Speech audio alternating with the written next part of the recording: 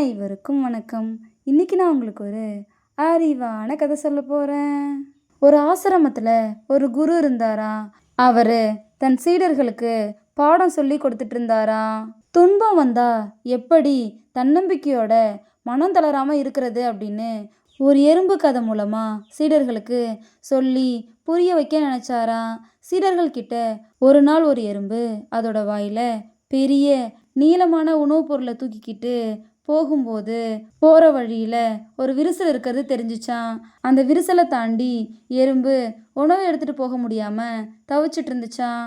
கொஞ்ச நேரம் அப்புறம் அந்த எறும்பு தன்னோட உணவை அந்த விரிசல் மேலே வச்சு அது மேலே ஊர்ந்து போய் விரிசலை கடந்துட்டு அதுக்கப்புறம் தன்னோட உணவை எடுத்துக்கிட்டு போச்சான். அந்த எறும்பு போல நம்மளும் வர்ற துன்பத்தை பாலமாக வச்சு நம்மளோட வாழ்க்கையில் முன்னேறி போகணும் அப்படின்னு சொன்னாரா. அது மட்டும் இல்லாமல் அந்த சின்ன எறும்போட தன்னம்பிக்கை நமக்கு இருந்தாலே நம்ம வாழ்க்கையில் வர எந்த தடையையும் ஈஸியாக கடந்து போக முடியும் அப்படின்னு சொல்லி கதையை முடிச்சாராம்.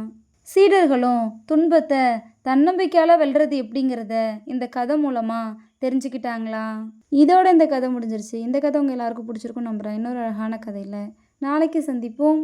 நன்றி.